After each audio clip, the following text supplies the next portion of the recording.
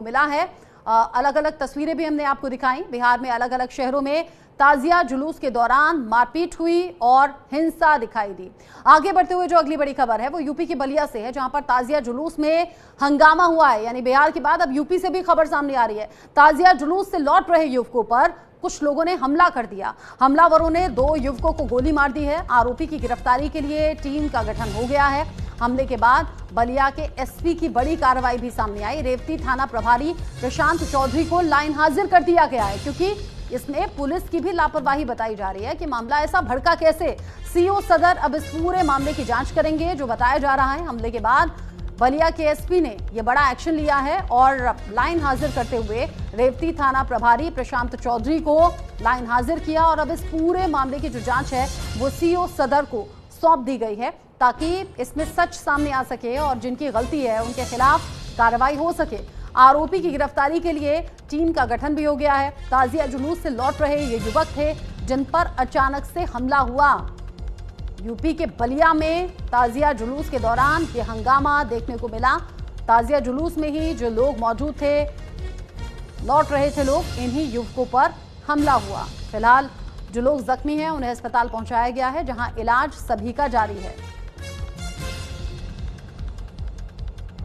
आरोपी की गिरफ्तारी के लिए टीम का गठन हो गया है। इस पूरे मामले को लेकर शुरुआती दौर में ये मालूम पड़ा है कि इसमें पुलिस की भी गलती है। रेवती थाना प्रभारी प्रशांत को फिलहाल लाइन हाजिर किया गया है और सीओ सदर इस पूरे मामले की जांच करेंगे, क्योंकि जैसे मैंने पहले भी कहा कि मुहर्रम के दौरान एक्स्ट्रा इंतजाम होते हैं, क्योंकि बात धर्म से जुड़ी हुई होती है, सांप्रदायिक सौहार्द ना बिगड़े, इसीलिए पहले से पुलिस की तैनाती होती है। लेकिन बावजूद इसके बलिया से खबर सामने आई, जहां पर ताजिया जुलूस से लौट रहे युवकों पर हमला हुआ।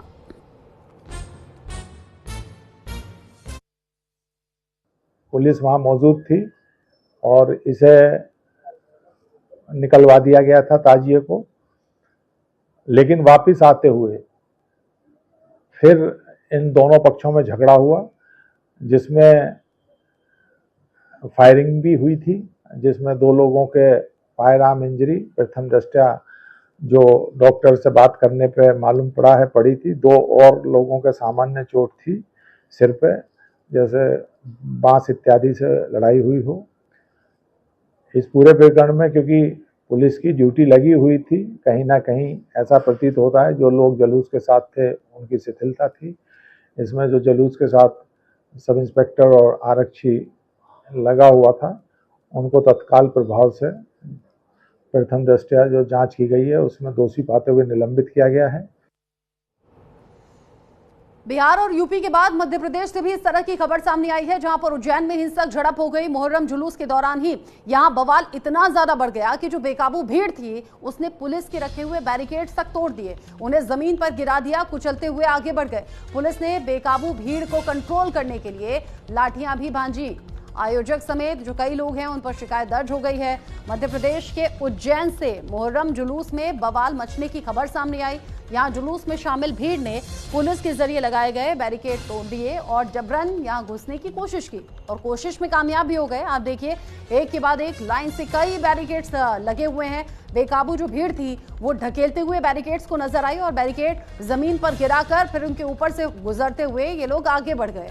पुलिस ने बेकाबू भीड़ को कंट्रोल करने के लिए लाठीचार्ज का भी इस्तेमाल किया। साथ ही आयोजक समेत अन्य लोगों के खिलाफ शिकायत भी दर्ज की है। बेकाबू भीड़ ने बैरिकेड्स तोड़ दिए।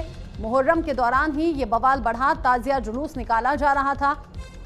ताजिया जुलूस के दौरान ही पुलिस जगह जगह मौजूद थी, लेकिन देखिए जरा हैरानी इस बात की कि मध्य प्रदेश के उज्जैन में पुलिस की मौजूदगी में ये सब कुछ हुआ है। पुलिस ने बैरिकेड लगाकर लोगों को यहां इस तरफ जाने से रोका, जिस पर बेकाबू हो गई भीड़ और फिर न सिर्फ बैरिकेड धकेला गया बल्कि बैरिकेड को धकेलते हुए आगे बढ़ गई भीड़। अब पुलिस ने यहां जो आयोजक थे उनके खिलाफ भी और बाकी कुछ और लोगों को पहचानते हुए उनके खिलाफ कार्रवाई की तैयारी की है।